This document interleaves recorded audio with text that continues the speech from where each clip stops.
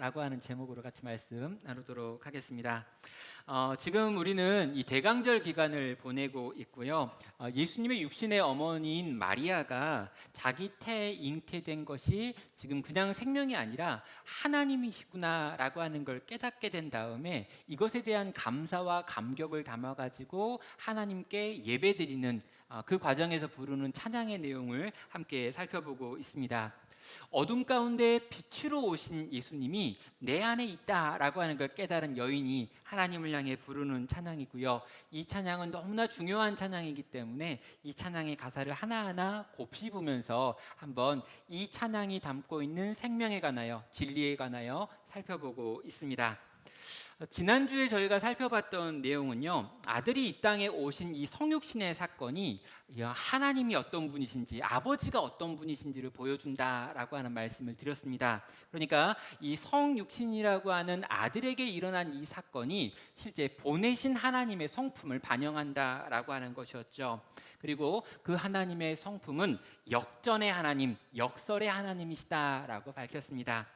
누가복음 1장 51절은 이렇게 말합니다. 그의 팔로 힘을 보이사 마음의 생각이 교만한 자들을 흩으셨고 권세 있는 자를 그 위에 내리치셨으며 비천한 자를 높이셨고 줄이는 자를 좋은 곳으로 배불리셨으며 부자는 빈손으로 보내셨도다라고 말하죠. 하나님께서 당신의 힘을 보여주셨습니다. 그런데 그 힘을 가지고 무슨 일을 하셨는지를 지금 설명하고 있는데요. 첫 번째는 마음이 교만한 사람들을 흩으셨습니다. 또 권세 있는 자들을 내리치셨고요. 부자들을 빈손으로 돌려보내는 일을 하나님께서 그 힘으로 하셨습니다. 반면에 겸손한 자들은 어떻게 하십니까? 그들을 모으셨습니다. 또 비천한 자들을 높이셨고 줄인 자들에게는 좋은 것으로 먹이셨다라고 말씀하고 있습니다. 이게 성부 하나님께서 성자를 통해서 보여주신 당신의 성품이었죠. 자, 역설의 하나님, 반전의 하나님, 인간의 상식이라고 생각하는 것들을 뒤집어 엎는 하나님의 모습을 이 성탄은 하나님은 성탄을 통해서 보여주셨다라고 말씀을 드렸습니다. 자, 여러분, 이 성탄이 역설이다라고 하는 건 뭘 의미하는 거냐면 도무지 이해할 수 없는 일을 하나님은 하신다는 거예요.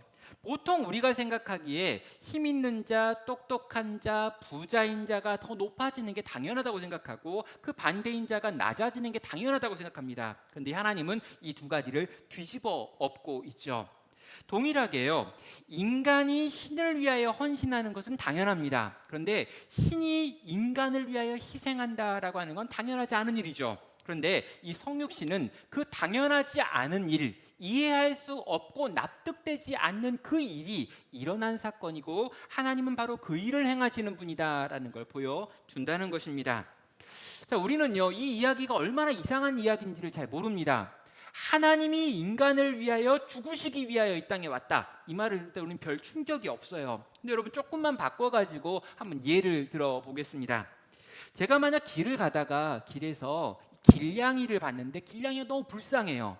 날씨도 추워지는데 이 고양이가 얼마나 추울까 떨고 있는 모습을 보면서 안타까운 마음이 있습니다. 그래서 이 안타까워하는 마음으로 이 고양이를 품에 안고 집에 온 거죠. 근데 집이 좁아가지고 이 아이를 키울 만한 공간이 없는 거예요. 그래서 저희 집에 있는 딸을 나가 그래가지고 딸을 내쫓고 고양이를 딸방에 키우는 겁니다.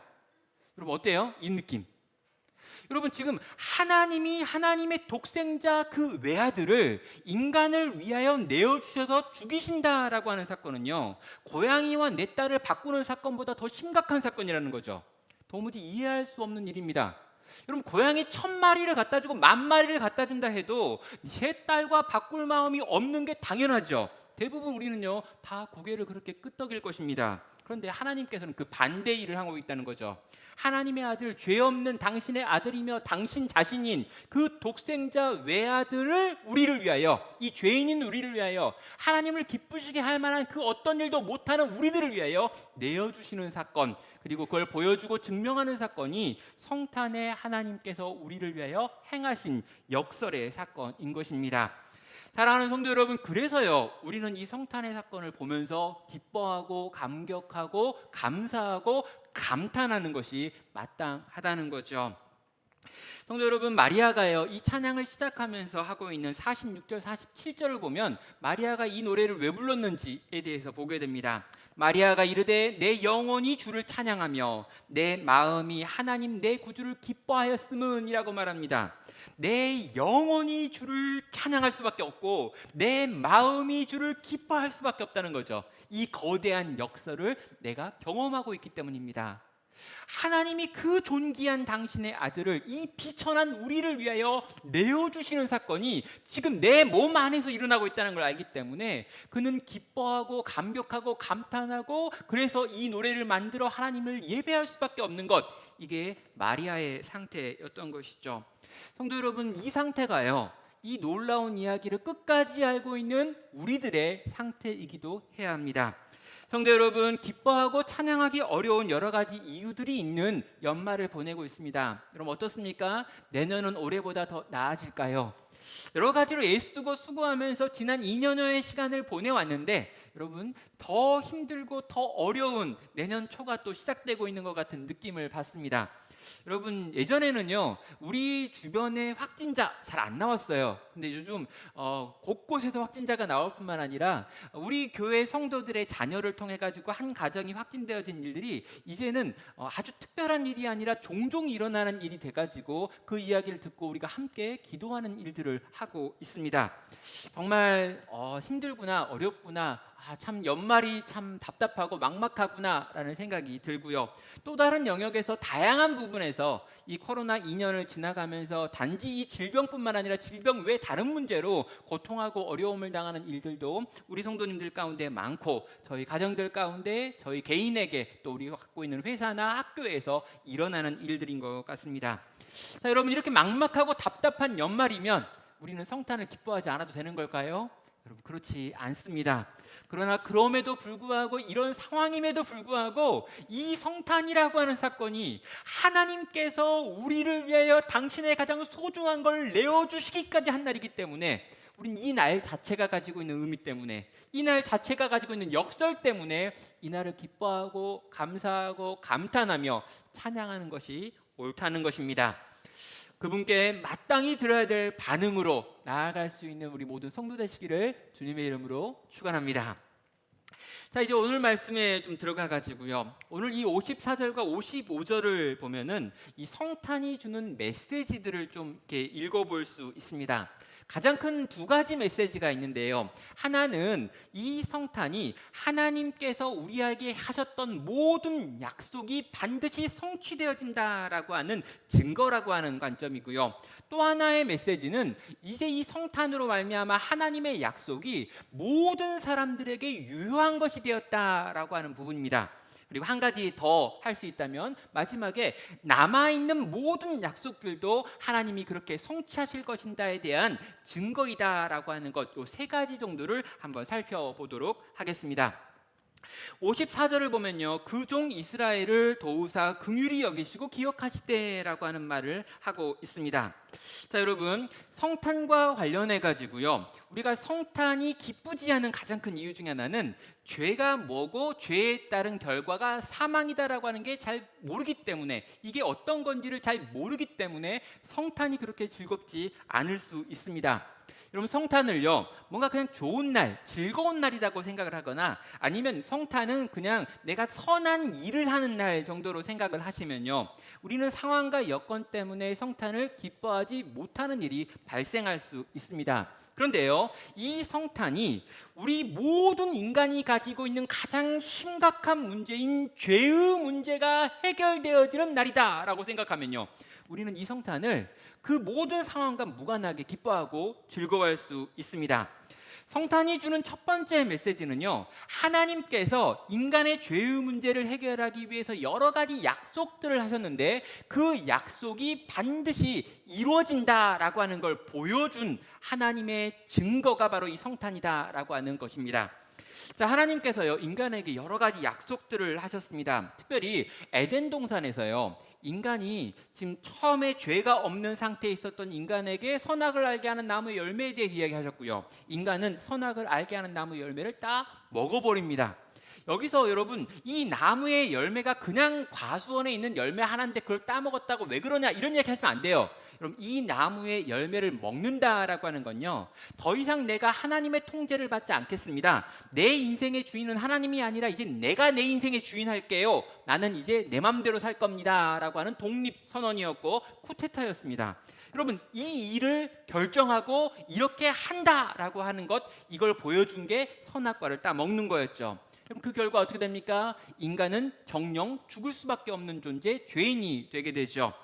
자, 여러분 이렇게 죄인이 된 인간의 결과는요, 결국 죽어야 되는 것이었습니다. 정령 죽을 거다라고 이야기했기 때문에 죽어야 마땅한 거였죠. 그런데 하나님께서는 인간을 그 자리에서 죽이지 않으셨습니다. 자, 하나님께서 인간을 만나시고요, 인간에게 여러 가지 이야기를 한 다음에 인간이 죄인이라는 걸 증명하신 다음에 이제 인간을 심판하시는데, 이 심판의 맥락 가운데 창세기 3장 15절이 있죠. 그러면 창세기 3장 15절을 보면은요, 여기에 이 사단, 이 뱀에 대한 하나님의 심판의 내용이 나옵니다. 내가 너로 여자와 원수가 되게 하고 내 후손도 여자의 후손과 원수가 되게 하리니 여자의 후손은 내 머리를 상하게 할 것이요 너는 그의 발꿈치를 상하게 할 것이니라 하시고 라고 말합니다. 여기 나와 있는 너는요, 뱀을 의미합니다. 그래서 뱀과 여자의 후손이 원수가 되고 여자의 후손이 뱀의 머리를 깨고 뱀이 여자의 후손의 발꿈치를 물게 되는 일이 일어날 거다라고 말씀을 하는 거죠. 그럼 이게 어떤 이야기입니까? 원복음이라고 해가지고요, 예수 그리스도 여자의 후손으로 오실 그분께서 사단의 머리를 깨 부수시며 죄와 사망을 이기시는 사건을 지금 창세기 3장 15절이 말하고 있는 거예요. 그럼 이게 뭘 의미합니까? 하나님이 인간을 심판하시기도 전에 인간을 위한 구원의 계획을 이렇게 발표하시는 것입니다. 이런 부분 보면 우리는 감동을 받아요. 그럼 인간을 향해서 네가 죄를 지었구나, 이제 넌 이러이러한 벌을 받을 거다라고 말씀을 하시기도 전에 하나님께서 어떻게 인간을 구원하실지에 대한 계획을 이 사단을 책망하는 과정에서 이미 말씀하고 있다는 거죠. 이게 하나님의 약속입니다. 그럼 하나님께서는요, 인간이 타락한 순간부터, 인간이 죄인이 된 순간부터 어떻게 이 죄로부터 인간을 건져내실지에 대하여 끊임없이 말씀하시는 분이었습니다. 약속하시는 분이었고 언약을 맺으시는 분이었습니다. 그리고 이 언약이요, 율법이라고 하는 형태로, 제사라고 하는 형태로 이스라엘 백성들에게 주어졌고, 이스라엘 백성들은 그 일들을 행함으로 이 죄의 문제가 심각하며 이 죄의 문제를 해결할 수 있는 방법이 어떻게 와야 된다라고 하는 걸 늘 생각할 수밖에 없었죠. 그럼 하나님께서는요, 이스라엘 백성에게 특별히 한 3가지, 아니 더 작게는 2가지 정도로 계속해서 이 죄를 이길 수 있는 방법이 무엇인지에 대해서 가르치셨습니다. 하나는 율법이라고 하는 거였는데요, 너희가 이러이러한 거룩한 나의 성품을 담은 법을 지켜 행하라 라고 이야기를 했습니다. 이건요, 거룩하신 하나님의 성품을 담고 있고요, 이대로 행하기만 하면 죄를 해결하고 구원받을 수 있습니다. 문제는 아무도 그 율법에 있는 내용을 다 지켜 행할 수 없는 인간의 한계였죠. 여러분, 날 때부터 원죄를 품고 태어나는 모든 인간들은요, 아무리 노력해도 이 율법의 내용들을 다 지켜 행할 수 없었습니다. 결국 그게 다 이 죄로 말미암아 죽을 수밖에 없는 거죠. 자, 그런데 하나님은요, 여기 율법을 주고 끝내는 게 아니고요, 이 율법 다음에 또 제사라고 하는 걸 줍니다. 내가 율법을 줬는데 이 율법을 지키지 못했을 때 너는 어떻게 해야 되는지 제사를 드려라 라고 하는 거죠. 짐승을 가지고 와서 하나님을 향해 그 짐승을 내어주고 이 짐승을 대신 죽이면 네가 죽은 것으로 하나님이 계산하시고 너를 살려주시겠다고 하는 죄를 용서받을 수 있는 길을 제사라고 하는 방식을 통해서 또 우리에게 주신 것입니다. 그럼 율법과 제사라고 하는 이 2가지 방식을 가지고 이스라엘 백성들은 구원받을 수 있었다라는 것이죠. 그러면 근데 여러분, 이건요, 완전한 건 아니었습니다. 완벽한 건 아니었어요. 나중에 뭔가 진짜가 오는데 그 진짜가 오기 전까지 얼마 동안 유효한 임시 방책이었죠. 자, 왜 그렇습니까? 여러분, 짐승이 나를 위해 대신 죽었는데 그 짐승이 나를 위해 죽은 그것이 과연 내 생명을 대신할 수 있느냐라고 한번 질문해 보십시오. 히브리서 10장 3절에 가면은요, 그러나 이 제사들에는 해마다 죄를 기억하게 하는 것이 있나니라고 말한 다음에 4절에서 이는 황소와 염소의 피가 능히 죄 없이 하지는 못함이라라고 말합니다. 여러분, 황소와 염소의 피가 사람의 피를 대신할 수 없다는 거죠. 여러분, 내가 죄인이면 내가 죽어야 되는데 황소와 염소가 죽었다고 해서 내 죄가 깨끗하게 씻겨진다라고 생각하는 건 뭔가 좀 이상하지 않니? 라고 지금 히브리서 기자는 이야기하고 있습니다. 그리고 우리도 그렇지, 내가 얼마나 귀한데 황소가 그걸 대신할 수 있고 염소가 그걸 대신하고 양이 그걸 대신합니까? 그럼 대신 못하지요. 그럼 대신 못합니다. 그러나 하나님께서 얼마 동안 한시적으로 임시적으로 이러한 방식으로 하나님께 나오면 내가 그냥 그것을 네 피라고 인정해가지고 받아주기로 할게라고 하는 약속이 있었던 거고요. 이 약속 때문에 그렇게 해서 구원받는 일이 구약에 일어난 것입니다. 한시적인 죄사함의 방식이었던 거죠. 얼마 동안은 유효하지만 진짜가 나타나면 실제 더 이상 쓸모 없어지는 게 이 바로 제사의 방식이고 율법을 지키는 방식이었던 겁니다. 율법은 지킬 만한 능력이 인간에게 없고 이 제사라고 하는 것은 한시적으로만 유효한 방법이었던 거죠. 여러분, 죄를 우리가 해결하는 방법을 하나님이 주셨습니다. 그러나 이 두 가지 방법 다 무언가 부족했던 것이고 실제로 우리를 완벽하게 깨끗하게 할 수 있는 방법은 없었죠. 여러분, 구약을 살고 있었던 사람들도 이걸 알았습니다. 그래서 구약을 살았던 사람들도 율법으로 구원받을 수 없다는 것을, 제사로 구원받을 수 없다는 걸 알았어요. 심지어 아브라함도요. 그래서 요한복음 8장 56절에 가면요, 예수님께서 친히 아브라함의 마음을 설명하는 부분이 있습니다. 너희 조상 아브라함은 나의 때 볼 것을 즐거워하다가 보고 기뻐하였느니라 라고 말합니다. 이게 무슨 말입니까? 여러분, 아브라함이요, 자기가 가지고 있는 하나님과 맺은 언약이 나를 지켜줄 수 없고 내 후손들이 받을 율법이 그들을 지켜줄 수 없고 또 그 제사라고 하는 제도가 그들을 지켜줄 수 없다는 걸 알고 있었고, 그래서 아브라함도 심지어 그의 구원은 나의 때 곧 예수 그리스도를 보는 것을 통해 가지고 주어진다라는 걸 알았다는 것입니다. 그래서 여러분, 구약을 보아도요, 구약에 있는 많은 믿음의 선진들이 나를 구원할 어떤 특별한 분을 기다리고 있는 것들을 보게 돼요. 그래서 율법을 지키고 있고 제사를 지키고 있음에도 불구하고 그들은 이것이 우리를 구원하는 것이 아니라 이것이 예표하고 있는, 이것이 예고하고 있는 무언가가 나를 지켜주길 것이다 라고 생각하며 오실 그분을 기다리는 마음들을 가지고 그분 때문에 구원을 받았다는 것입니다. 성도 여러분, 아브라함도 마찬가지고요, 욥도 마찬가지입니다. 내 몸 밖에 있는 구원자가 있다라고 이야기하는 욥의 이야기는 실제로 이런 것들에 대한 고백인 것이죠. 자, 여러분, 하나님께서 무언가 완벽한 것으로 찾아오셔야, 완벽한 우리의 죄 사하는 방식으로 나타나셔야 이전에 있는 모든 것들이 의미가 있어지는 것입니다. 그리고 여러분, 이 성탄의 소식이 그게 뭐냐면은요, 이 모든 이야기, 하나님이 하셨던 여러 가지 약속들, 부족하지만 무언가를 가리키고 있었던 그 모든 것들이 가리키고 있는 것이 바로 이 땅에 오신 하나님의 아들 우리 주 예수 그리스도 성육신의 사건, 이 성탄의 사건을 통해서 우리 가운데 증명이 된다라는 것이죠. 여러분, 성탄의 소식을 우리가 별로 기뻐하지 않는 이유가 뭘까라고 하면은요, 여기에 이런 이유가 있습니다. 우리가 율법을 일단 모르고 율법을 지킬 마음이 없기 때문이에요. 여러분, 613가지 지켜야 될 룰이 있습니다. 여러분, 이걸 열심히 지키다가 한계를 지키지 않으면 지옥 가는 거예요. 여러분, 이 613가지를 지키려고 애쓰고 있는데 갑자기 이 613가지가 아니라 이 모든 것의 완성인 예수가 오셨다라고 하는 소식이 선포됐다는 것입니다. 얼마나 기쁩니까? 여러분, 우리가 제사를 모르기 때문에 예수의 오심을 별로 기뻐하지 않습니다. 여러분, 제사가 뭡니까? 나 대신 뭐가 대신 죽는 거예요. 여러분, 내가 이 짐승을 끌고 가서 이 짐승의 목에 칼을 찔러 넣습니다. 그 짐승이 피를 꼴꼴 흘리면서 죽어가는데 그게 내가 죽는 거죠. 그리고 여러분, 한 번에 끝납니까? 내가 죄를 지을 때마다 난 짐승을 죽여야 합니다. 온몸에서 피냄새가 납니다. 인생 전체가 피바다입니다. 여러분, 그런 삶을 살고 있는 인생들을 향해서 이제는 그 제사가 끝났다, 그 모든 것을 완성하는 예수가 오셨다라고 선포된다는 것이죠. 모든 약속들, 모든 예고편들이 끝나고 본편이 나타난 것입니다. 예수가 이 땅 가운데 인간의 몸을 입으시고 오셨다. 이 성탄의 기쁨의 좋은 소식이 우리 가운데 선포되었다는 것이죠. 사랑하는 성도 여러분, 이 소식을 들으시길 바랍니다.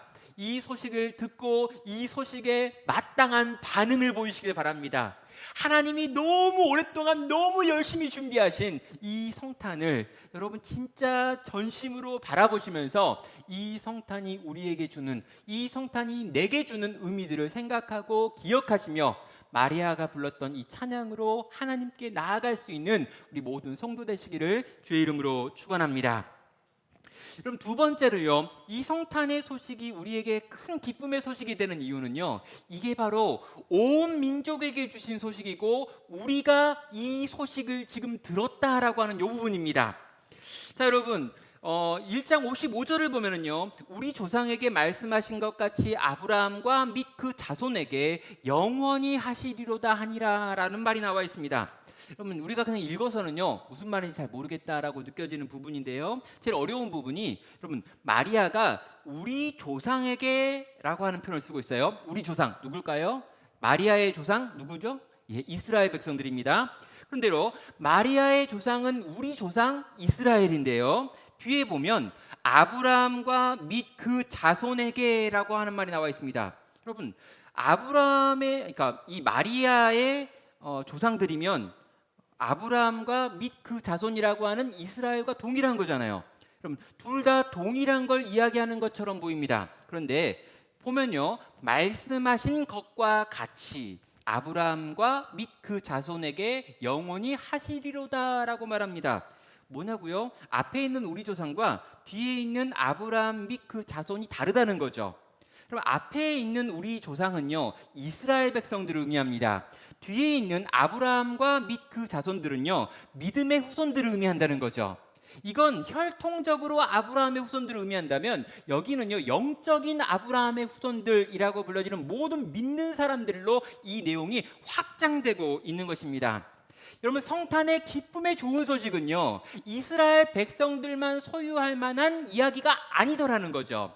여러분, 이스라엘 백성들이 이 이야기를 듣고 가장 기뻐합니다. 왜요? 그들은 율법을 가지고 있고 제사를 가지고 있고 이미 가지고 있는 여러 가지 약속들이 있는데 그 모든 약속이 성취되어지는 것이 바로 성탄이기 때문입니다. 그런데요, 이스라엘 백성들에게만 끝나는 이야기가 아니에요. 이 이야기는요 우리에게까지 확장됩니다. 아브라함과 및 그 모든 자손들에게 이 이야기가 들려지게 되었다는 거죠. 마리아가 말하는 게 무엇입니까? 이게 우리 조상들의 이야기뿐만 아니라 온 인류를 향한 하나님의 계획이었다. 이제 이 아들이 태어남으로 말미암아 제사도 모르고 율법도 모르고 언약도 모른 모든 이들이 이 태어난 예수 그리스도라고 하는 하나님의 아들을 통해 가지고 죄와 사망으로부터 건져날 수 있다, 살아날 수 있다라고 하는 이야기를 그는 깨닫고 이렇게 노래하는 것입니다. 성도 여러분, 로마서 1장 16절을 보면은요 바울이 이런 고백을 합니다. 내가 복음을 부끄러워하지 아니하노니 이 복음은 모든 믿는 자에게 구원을 주시는 하나님의 능력이 됨이라. 먼저는 유대인이고 그리고 헬라인에게로 따라가고만 합니다. 그럼 유대인들과 헬라인이라고 말하는데요, 여기 헬라인이라고 하는 이 그리스인이라고 하는 뜻은 모든 이방 사람들을 지칭하는 표현이었습니다. 그럼 먼저는 유대인들이 이 소식을 듣고 기뻐해요. 이거 복음이니까. 그런데 여러분, 이 복음은요 유대인들에서 끝나는 것이 아니라 모든 인간들에게도 들려지는 복음이다라고 지금 말하면서 모든 믿는 자에게 구원을 주시는 하나님의 능력이 이 예수 그리스도의 성탄을 통해서 오늘 우리에게 주어졌음을 말하고 있습니다. 모든 믿는 자에게 구원을 주는 복음이 성탄에 우리 가운데 들려진 거죠. 유대인도 헬라인도 더 이상 구별이 없습니다. 예수님의 성탄의 이야기를 통해서 하나님께서는 이스라엘 백성에게 근근히 이어져 오고 있었던 이 약속을 온 인류에게 확장시키고 온 인류가 함께 이 성탄을 기뻐하며 이 성탄을 통해 우리 가운데 오신 그리스도께서 우리를 위하여 행하신 구원을 받아들이고 믿고 깨닫고 변화될 수 있도록 만들어 내셨다는 것이죠. 여러분, 우리는요 혈통적으로 이스라엘 백성들이 아닙니다. 여기 계신 모든 분들이 오늘 이 말씀에 해당하는 거예요. 혹시 나는 이스라엘 사람이다, 난 이스라엘 출신이고 나는 그쪽 계열이다, 없잖아요 여기. 그럼 우린 그쪽 계열이 아니에요. 우린 걔네들과 아무 상관이 없는 먼 나라 사람들이고 이방인입니다. 우리가요 성탄이 없다면 우리가 어떻게 예수 그리스도를 믿고 우리가 어떻게 구원을 얻었을까요? 없습니다. 여러분, 우리가 율법을 배웠을까요? 우리가 제사 제도를 다시금 우리의 삶 가운데 가지고 와서 행했을까요? 절대 그렇지 않죠. 여러분, 우리가 그 방식으로는 구원받을 수 없다는 걸 알았기 때문에 하나님께서 그 방식을 이제 멈추시고 그 모든 방식으로 예고하셨던 예수 그리스도를 이 땅 가운데 오게 하시고 우리를 대신 십자가에 달려 죽게 만드심으로 모든 이방인이었던 우리들에게도 이 생명의 소식을 믿고 따를 수 있게 만들어 주셨다는 것입니다. 사랑하는 성도 여러분, 이 성탄 앞에 우리가 기뻐할 수 있는 두 번째 이유인 거죠. 우리 주님이 우리를 위하여, 우리 이방인들을 위하여 이 구원의 방식을 이렇게 펼쳐 놓으셨습니다. 우리가 이걸 듣고 기뻐하고 감격하고 감탄하라고 이 일을 행하셨습니다. 사랑하는 성도 여러분, 기뻐하는 것이 마땅합니다. 유대인들에게 이 유대인들 일부에게 속해 있었던 이 생명의 방식을 오늘 우리에게도 우리 주님이 보여주신 사건이 이 성탄의 소식이고 이 성육신의 사건이기 때문입니다. 여러분, 이 두 가지 이유 때문에 우리는 기뻐합니다. 생명을 얻기 위하여 우리 주님이 주신 모든 계획들이 완성되는 것이 성탄이었고 그것이 우리들에게 들려지게 만든 것이 성탄이었기 때문에 우리는 기뻐하는 거죠. 여러분, 이 두 가지 메시지를 좀 정리를 하다 보면요, 하나님께서 우리 인생들에게 일하시는 아주 일반적인 방식이 어떤 것인지 우리는 확인하게 됩니다. 일반적으로 하나님의 백성 속에서 하나님이 일하시는 이 전통적인 방법이에요. 근데 여러분, 이 방식이 우리가 원하는 방식은 아닙니다. 그럼 54절을 보면요, 그 종 이스라엘을 도우사 긍휼히 여기시고 기억하시되라고 하는 말로 시작합니다. 보면요, 하나님이 도와주신다, 긍휼히 여겨주신다, 기억하신다라고 말하니까 되게 좋다라고 생각하죠. 근데 여러분, 요 말 전제가 뭡니까? 전제. 본문에는 안 나와 있지만 전제가 있죠. 도움이 필요한 상태에 던져져 있고 불쌍히 여길 만큼 불쌍한 상태일 뿐만 아니라 기억이 되지 않을 만큼의 비참한 상황 가운데 놓여 있었기 때문에 이 모든 이야기가 의미가 있죠. 그래서 여러분, 우리는요, 하나님이 우리의 인생 가운데 행하시는 일들을 이렇게 보편적으로 일반적으로 정리해 볼 수 있습니다. 첫째로요, 하나님이 때로 종종 우리의 삶을 기억하지 않으시는 것처럼 보이는 때가 있습니다. 여러분, 이게 되게 비참한 거죠. 아니, 하나님의 백성이면 문제가 없어야 되는데 하나님의 백성은 늘 잘 살아야 될 것 같은데 예수님을 믿고 따르는 성도의 인생은 참 편하고 행복해야 될 것 같은데 내가 어떻게든 주님을 위해 살기 위해서 수년을 애쓰고 수고했다면 그 열매가 좋아야 될 것 같은데 때로는 그런 열매가 없을 때가 있고 때로는 그런 일들이 일어나지 않을 때가 있어서 하나님 나를 혹시 잊어버리셨나요? 라고 하는 말이 터져나오는 그런 상황 가운데 놓이는 때가 있다가 아니라 많다는 것입니다. 이거 되게 비참하죠.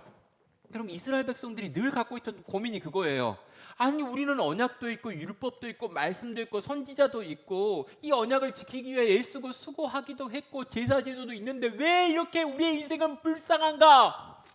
그럼 이스라엘 백성들은요, 진짜 애쓰고 수고했습니다. 적어도 이스라엘 주변에 있는 다른 나라들에 비해서는 훨씬 더 거룩하게 살려고 노력했던 사람들이에요. 근데도 그들의 인생은 결코 쉽지 않았습니다. 왜 이렇게 쉽지 않았을까? 뭐가 쉽지 않았냐고요? 여러분, 이스라엘이요, 여러분 출애굽한 다음에 출애굽할 때 60만 명이 나오면서 이제 한 민족을 이룬 거잖아요. 여러분, 그때부터 그들의 삶을 한번 생각해 보세요. 여러분, 이미 출애굽하기 전에 한 400년 가까이 애굽의 종으로 살았습니다. 그럼 40년 동안 고생 해가지고 넘어왔는데 가나안 땅을 준다고 했는데 막상 가나안 땅에 갔더니 가나안 사람 살고 있어요. 거기서 좀 싸워야 됐죠. 한참을 싸워서 자기들 땅을 차지했나요? 340년 동안 싸웠는데 제대로 땅 차지 못해가지고 사사기의 그 긴 어둠의 시간들을 보냈죠. 그럼 그래가지고 결국 이제 좀 왕 만들고 해가지고 왕을 말아가지고 그럼 기껏 통일왕국으로 살았던 시간은 80년밖에 안 됩니다. 그런 다음에 깨져가지고 또 서로 싸우면서 지지리보지리 살면서 살았죠. 조금 좀 괜찮았는데 아수르가 와가지고 한쪽을 멸망시키고 좀 있으니까 바벨론이 와서 또 한쪽을 멸망시켰습니다. 그래서 바벨론 포로로 끌려가가지고 또 거기서 한 400년 살죠. 그럼 도대체 이스라엘 백성 뭡니까? 제대로 왕국을 이뤄서 살았던 건 80년밖에 안 돼요. 그 긴 세월 동안에. 그럼 그렇게 해가지고 어떻게 해서 또 마카비 모여가지고 혁명 일으켜가지고 땅 좀 차지하고 이제 좀 살아볼까 했더니 여러분 어떻게 됩니까? 예, 잠깐 동안 또 이렇게 자유한 것 같더니 그리스가 점령하고 그리스 다음에 로마가 점령당해가지고 또 식민지로 삽니다. 그런 다음에 AD 70년에 로마가 또 완전히 또 쓸어버렸죠. 또 흩어져가지고 전 세계에 흩어져가지고 살아가는 디아스포라 유대인들이 되어버립니다. 그럼 이스라엘의 역사를 보면은요, 같이 모여서 나라를 이루고 땅을 차지하고 살았던 걸 다 합치면 80년밖에 안 돼요. 그냥 통일왕국으로 살았던 건. 분열왕국으로 살았던 걸 합쳐봐야 한 400년밖에 안 됩니다. 그리고 그 이후에는요, 예, 계속 돌아다니죠. 흩어져 있습니다. 뿔뿔이 흩어져 있을 뿐만 아니라 곳곳에서 중세에는 기독교의 탄압을 받아가지고 많이 학살당합니다. 여러분 2차 세계대전에는 독일의 탄압을 받아가지고 또 많이 죽습니다. 그리고 지금도 많이 고생하고 힘쓰고 애쓰는 나라 중에 하나죠. 여러분 보면요, 그 나라는요 그냥 없어졌으면 편했을 것 같지 않나요? 없어지면. 그 민족은 참 신기합니다. 그 정도로 두드려 맞고 그 정도로 깨지면 없어질 것 같은데 없어지지도 않고 계속 고생해요. 야, 이게 하나님 율법을 갖고 말씀을 갖고 있는 그 나라의 지금까지의 삶의 모습입니다. 근데 여러분, 성도의 삶은 또 어떤가라고 한번 봅시다. 여러분, 성도의 삶도요, 어찌 보면 약간 그런 것 같습니다. 하나님이 잊으신 것 같아 보이는 때가 너무나 많은 거죠. 하나님이 도대체 우리를 알고 계시기는 할까? 이런 상황 가운데 있는 내 사정을 아실까라고 여겨지는 그런 때들을 우리는 너무나 많이 보낸다는 거예요. 심지어 그게 일반적이기까지 합니다. 그럼 그때 우리는 어떻게 살아야 되는 걸까요?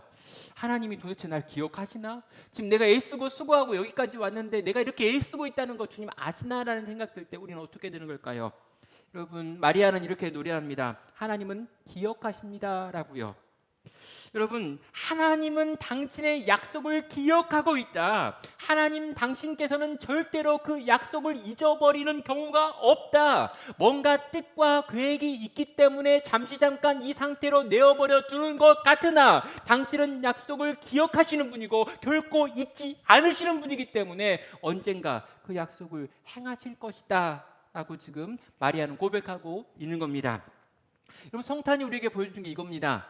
다 하나님의 약속을 잊어버렸습니다. 긴 침묵기를 지나면서 말라기가 예언한 다음에 400년이라고 하는 긴 세월 동안 아무런 예언이 들리지 않으면서 사람들은 하나님이 과연 하나님의 약속을 행하실까라고 의문하며 이제 하나님은 잊어버렸다라고 말할 바로 그때였습니다. 그때 하나님께서 큰 기쁨의 좋은 소식으로 그 아들을 이 땅 가운데 내어주는 성탄의 일을 행하셨던 거죠. 성도 여러분, 이 성탄을 보시며 하나님은 약속을 기억하시고 하나님은 우리를 기억하시고 하나님은 성도를 기억하시고 하나님은 성도의 가정을 기억하시며 성도의 공동체인 교회를 기억하시는 분인 줄 시간 믿으시기를 주의 이름으로 축원합니다. 두 번째는요, 명백하게 패배처럼 보인다는 것입니다. 여러분, 이스라엘 상태는 정말 비참했습니다. 애굽에서 비참했고요. 가나안에 입성한 다음에도 비참했고요. 아수르와 바벨론에 끌려갈 때도 비참했고요. 페르시아의 포로로 살았을 때도 비참했습니다. 그리고 마리아의 시대에도 지금 로마의 압제 속에서 이스라엘 백성 전체는 비참한 식민지 생활을 하고 있죠. 정말 해도 이런 민족이 어디 있을까라는 생각이 듭니다. 제대로 되는 게 하나도 없고 점점 더 망가지는 것 같은 게 이스라엘의 모습이었습니다. 여러분, 시편과 선지자들의 이 시편에 있는 내용들과 그들의 탄식을 한번 보셨으면 좋겠습니다. 그들은 수없이 많이 탄식하고 절망하고 낙심하고 그 낙심을 하나님께 올려드리고 있죠. 율법이 있고 제사가 있습니다. 그런데 율법과 제사를 제대로 사용하지를 못해요. 그리고 그들은 다시 죄에 빠지고 또 우상을 숭배하다가 하나님께 맞고 또 흩어지는 일들이 반복적으로 일어나고 있습니다. 거의 망하게 되었고요. 이제 끝났다라고 생각되어지는 그때까지 성도의 삶이, 하나님의 백성의 삶이, 하나님의 공동체의 모습이 추락할 수 있다라고 하는 걸 오늘 본문은 보여주고 있습니다. 여러분, 이렇게 비참하게 망가지고 부서진 것 같은 그런 시간을 어쩌면 오늘 이 한국 교회가 지금 경험하고 있는 것 같고요. 우리들의 모습이 또 그걸 경험하고 있는 것 같습니다. 힘을 내야 되는데 어떻게 힘을 내야 될지 잘 모르겠습니다. 내일에 대한 그림이 잘 그려지지 않습니다. 우리 교회는 괜찮다고요? 우리 교회가 괜찮을 수 있지만 여러분, 전체가 무너지는 상황에서 우리 교회 하나 괜찮으면 그건 괜찮은 건지 물어보는 거지요. 그리고 우리 교회가 정말 괜찮은가에 대한 질문도 던지게 됩니다. 깊은 어둠이 있는데 어쩌면 그 깊은 어둠 가운데 우리도 떨어질 수 있다라고 하는 것을 오늘 본문은 우리에게 보여줍니다. 그럼 그때 우리는 어떻게 이 시간을 통과할 수 있는 걸까요? 세 번째로 하나님이 보여주시는 게 뭐냐면요, 작은 격려들을 하나님의 백성들 가운데 행하신다라고 하는 것입니다. 여러분, 부르짖음을 통해서 하나님이 하나님의 백성들 가운데 개입하십니다. 여러분, 근데 그 개입이요, 결정적인 건 아닐 때가 많아요. 그냥 다시 살려주시는 것 정도입니다. 여러분, 이스라엘 백성들이 이렇게 유지될 수 있었던 이유가 뭘까요? 여러분, 유지되는 거예요. 그냥 이렇게 이어가는 거, 아주 꾸역꾸역 살아내는 거, 꾸역꾸역 그 민족을 지켜내는 거. 이유는요, 하나님께서 근근히 살아갈 힘을 부어주셨기 때문입니다. 종종 하나님께서 은혜를 베푸시는데 죽지 않을 정도의 은혜를 베풀어 주신 거예요. 그래서 근근히 견디고 근근히 살고 근근히 참고 근근히 애써가지고 이스라엘 백성은 그렇게 그들의 믿음의 상태를 유지하며 계속해서 이어올 수 있었습니다. 그러면 아브라함이 약속을 잊어버릴 때마다 하나님께서는 아브라함의 삶 가운데 개입하셨습니다. 여러분, 이삭이 약속을 잊을 때마다, 야곱이 약속을 잊을 때마다, 요셉이 넘어지고 무너질 때마다 하나님은 근근히 개입하셨습니다. 뭔가 확연하게 한 번에 모든 걸 다 뒤집어 엎는 하나님의 기적이 일어난 게 아니라 근근히 위로하시고 근근히 격려하시고 근근히 일으켜 세우시고 근근히 치료하셔서 겨우겨우 꾸역꾸역 믿음 생활하며 이어갈 수 있게 만드시는 하나님의 은혜가 있어서 그 신앙 유지하고 나갈 수 있었다는 거죠. 여러분, 우리도 어쩌면 그런 것 같습니다. 우리가 어떻게 오늘까지 살았습니까? 우리가 어떻게 오늘까지 믿음을 고백할까요? 제가 예전에는요, 하나님은 엄청난 은혜를 베푸셔가지고 그렇다라고 생각한 적도 있고요. 아니면 내가 너무 착하니까 이런 것도 있고요. 아니면 내가 지금 신앙의 대가 지금 몇 대째여서 이런 것도 있었습니다. 내가 많이 알고 있기 때문에 또 이런 대로 훈련을 받았기 때문이라고 생각한 적도 있었어요. 근데 여러분, 점점 생각나는 건 뭐냐면 하나님이 근근히 이어갈 만한 은혜를 내 삶 가운데 베풀어 주셔서 꾸역꾸역 또 살아내고 또 살아내고 또 한 주를 견디고 또 한 달을 견디고 또 1년을 견뎌서 여기까지 왔구나라는 생각을 하게 됩니다. 하나님께서 근근히 주시는 위로, 근근히 주시는 작은 격려들, 그게 쌓이고 그게 있어서 여기까지 견디고 여기까지 걸어왔다는 거죠. 여러분, 이렇게 육아에 아주 힘든 이 초보 엄마들 아마 이제 여기 다 오셨는데, 여러분, 그런 분들을 보면 과연 이렇게 육아가 엄청 힘들고 그 젊은 엄마들이 처음 그걸 하는데 어떻게 그걸 할 수 있을까라고 생각할 때가 있었습니다. 근데 많은 분들 그렇게 이야기하더라고요. 엄청 힘들고 정말 짜증나고 막 그런데 가끔 얘가 웃어주면 그거 한번 보고 그 근근히 찾아오는 작은 격려 때문에 그 힘든 나머지 시간들을 보낸다고요. 그런가요? 제가 육아를 잘 안 해봐서 모르겠습니다. 여러분, 이 근근히 찾아오는 그 작은 위로가 우리로 하여금 오늘을 살고 또 오늘을 견디고 오늘을 이기고 오늘을 성도의 길을 걸어갈 수 있게 만드는 기적들이라는 거죠. 아주 작지만 그래도 하나님은요, 종종 우리에게 그런 격려를 행하고 계십니다.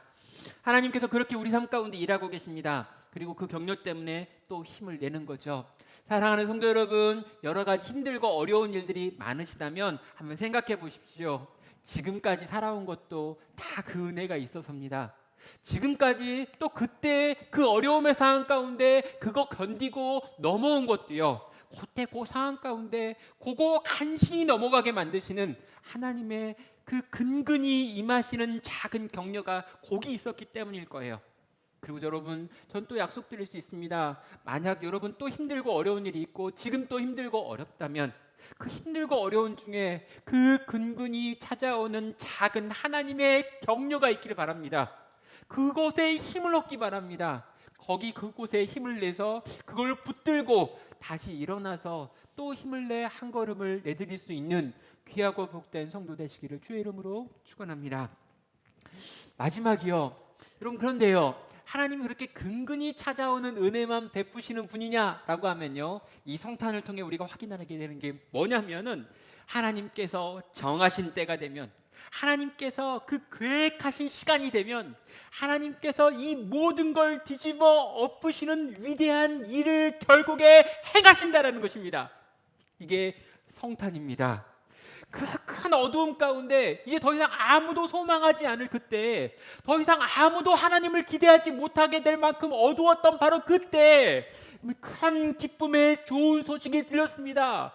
가장 어두운 그때 가장 밝은 빛이 비쳤습니다. 아무도 그 생명에 대해 이야기하지 못할 때 더 이상 죄를 이길 만한 능력이 아무에게도 없다라는 걸 확인하게 되어지는 그때 하나님의 아들이 이 땅 가운데 임하셨습니다. 그리고 그 아들로 말미암아 이 땅에 새로운 생명의 역사가 시작되었고, 작은 공동체에서 시작한 그 베들레헴에 있었던 그 작은 생명의 빛이 온 땅에 비치는 빛이 되어 오늘 우리에게도 비쳤고, 그 빛으로 말미암아 우리가 지금 살고 살아나게 되었다는 거죠.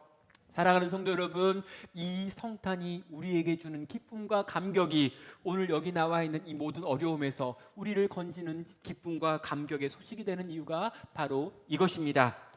성도 여러분, 이 이스라엘의 모습, 또 이 고통 가운데 있었던 이 마리아가 살았던 그 시대의 모습이 어쩌면 오늘을 살고 있는 우리들이 지금 구해야 될 소망의 빛이 아닌가라고 생각합니다.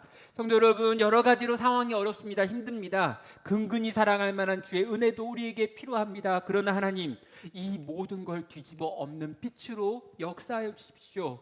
당신께서 때로는 작은 기적들을 베푸시지만 때로 당신은 홍해를 가르시기도 하고 10가지 재앙으로 애굽을 치기도 하고 위대한 기적과 이적으로 당신의 역사를 행하셔 당신의 능력을 보이실 때도 있사오니 오늘 그 일을 우리 가운데 행하사 내가 주를 보고 주 앞에서 찬양하고 기뻐하고 춤출 수 있게 만들어 주시옵소서 하고 구하며 나아가시는 성도 되시길 바랍니다.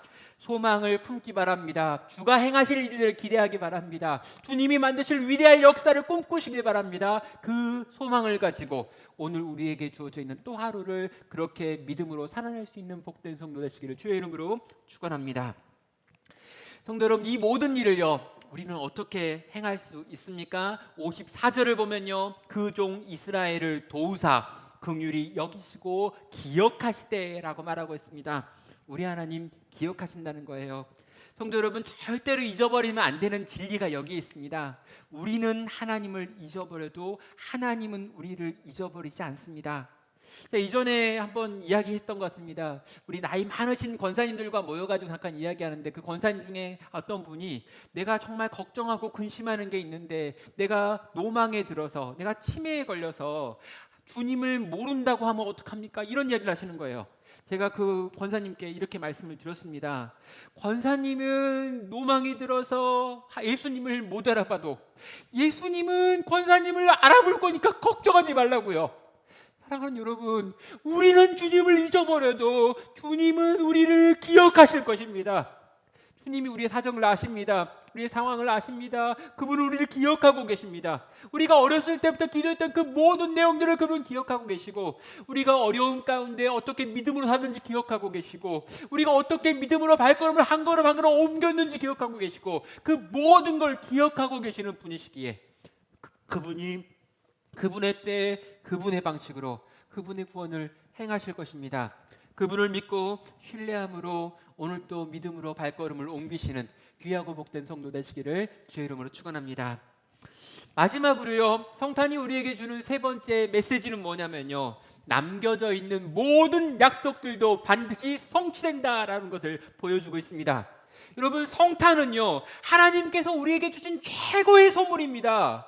자기의 아들을 우리에게 주셨단 말이에요. 그렇다면 여러분, 가장 소중한 자기의 아들을 주셨다면, 그 선물을 우리가 정말 믿는다면, 그럼 그 뒤에 하나님이 더 주시겠다고 했던 나머지 것들도 반드시 주실 거다라는 걸 우리는 확인할 수 있죠. 믿을 수 있습니다. 가장 좋은 것, 최고로 좋은 걸 주시니까 그 남아있는 것 몇 가지 그 이후에 올 것들에 대한 약속도 행하실 거라는 걸 우리는 아는 거죠. 어떤 약속이 있습니까? 하나님의 백성을 거룩하게 만드신다라고 하는 성화의 약속이 있습니다. 그리고 우리를 영화롭게 만드시겠다라고 하는 영화의 약속도 있죠. 여러분, 하나님의 백성들이 지금 여기 있잖아요. 우리 여기 있습니다. 근데 우리는 되게 걱정이 많아요. 근심이 많아요. 내가 점점 더 거룩해지고 있는가라고 물어보면 말을 못하겠습니다. 점점 더 거룩해져야 되는데 왜 난 거룩해지지 않을까라는 생각이 들면서 낙심이 오죠. 그런데 여러분, 주님이 분명히 약속하셨습니다. 점점 더 거룩하게 만들어낼 거라고요. 그럼 여러분, 그 약속대로 될 것입니다. 세월이 지나고 말씀을 먹고 기도를 하고 주님의 공동체와 함께하며 계속해서 믿음의 선한 싸움을 싸우면 우린 점점 주님을 닮아갈 것입니다. 약속하신 것을 주님이 이루실 거니까요. 거기다가 여러분, 많이 부족한 태로 주님 나라 가게 되잖아요. 너무 부족해서 주님 나라 가서 부끄러우면 어떡할까요? 안 부끄럽습니다, 여러분. 우리가 죽는 그때 하나님께서 우리를 영화롭게 바꾸신다고 했기 때문에 하나의 부끄러움도 없이 주 앞에 설 만큼 우린 영광스러워질 것입니다.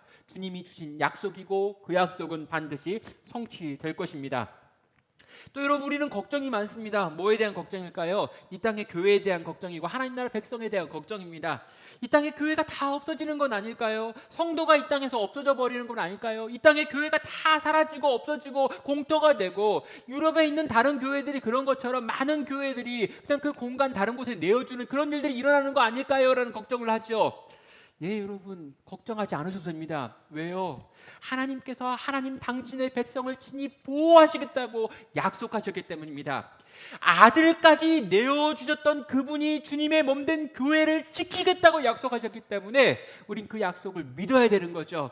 우리 주님이 주님의 방법으로 지금 우리가 보기에는 다 끝난 것 같고 망한 것 같고 답이 없는 것 같아 보이는 이 땅에 있는 교회를 회복시킬 거고 고칠 거고 살릴 거다라고 우린 믿는 겁니다.